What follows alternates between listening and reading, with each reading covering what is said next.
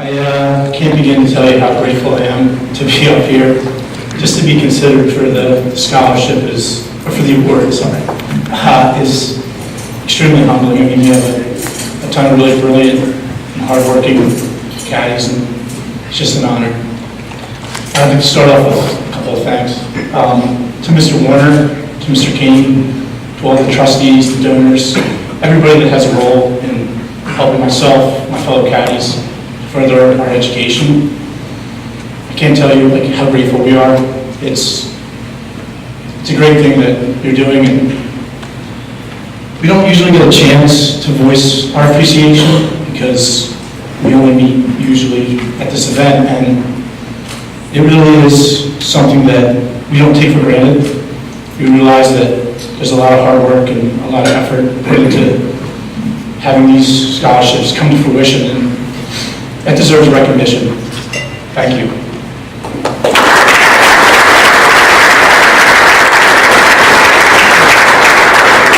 I also like to thank my boss, Tom Foley.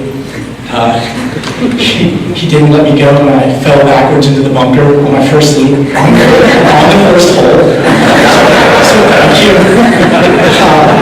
He took a chance on me. When I started caddying, I was a freshman in high school. I really didn't know that much about golf. I played football my entire life. So he gave me the opportunity to grow and to learn. That's something I'll always be appreciative of it. He didn't just kind of shoo me away because I didn't know the game, and I'm very thankful for that. The main thing that I think there's a couple things obviously that caddying teaches you, but there's three main things that I really think spoke out to me about the job. The first is, besides having me get used to almost being hit by golf balls all day, I think one of the best things it teaches you is patience. It's a rare quality to find in young people these days because everything kind of moves. We all have 5-second attention spans and we're on our phones, but when you work at the Caddy Shack all summer long and there's no Wi-Fi, you spend a lot of time waiting for loops, and I think it's a good lesson for high school, college students to learn that good things come to those who wait, to the people who show up early, and to the people that stay late.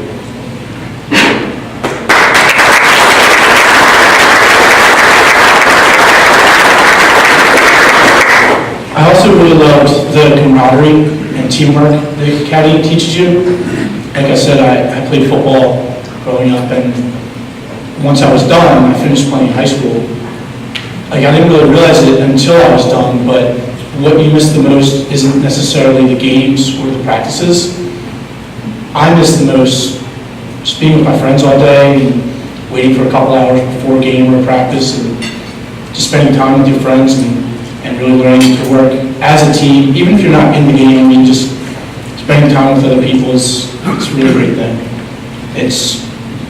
I don't think caddying is necessarily different. We spend a lot of time together at the shack, and when you're out on the loop, it's usually yourself, or me, and I'll be with somebody else, and when you split the workload, just you and another person, it teaches you, you can pick up on somebody else's slack, and that's something that's really going to benefit you in the workforce. Another great thing about caddying is it really provides a highway for networking.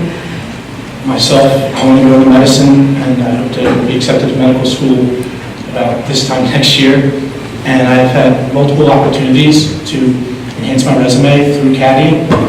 You meet a bunch of doctors, and you can get shadowing opportunities, internship opportunities, but the thing that I value the most is just general advice. People telling you, this school is great for this reason or for this specialty, and this area is great, I spent time there. It's really great to learn about people's experiences because you can't trust everything you read online, but you meet a lot of different people when you're caddying, and you spend 4 hours with them out on the course in a relaxed environment.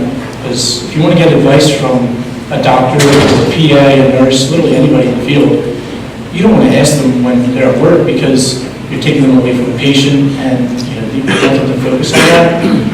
you're out just on a Sunday afternoon in the summer, you can really get some great information from these people that have great experience and they know what they're talking about. I think the rarest thing about caddying is it's one of the few jobs that young people have that they actually like. Because like, when I was a freshman in high school, I remember I had been offered the job and I was going to take it, so I was just Googling different things about caddying because again, I really didn't know that much about it. And it kept coming up on lists about great jobs for high school and college students. And I remember thinking, like, how would that be quantified? I mean, how do they value one job over another? Because we're all the same age, and I mean, you intend to have this job and move on. What makes it the best? But throughout high school and college, a lot of my friends, they had various jobs, and I mean, they just complained a lot because they didn't like their boss or they didn't like, the people they were working for. That's never a problem that I had. I don't think it's a problem that anybody that caddies really has ever had. We meet a lot of great people, and I mean, my boss is always great. I'm sure it's the same in other country clubs. It may not be fun when it's 95 and you're Irish and your sunscreen ran out like 13 months ago.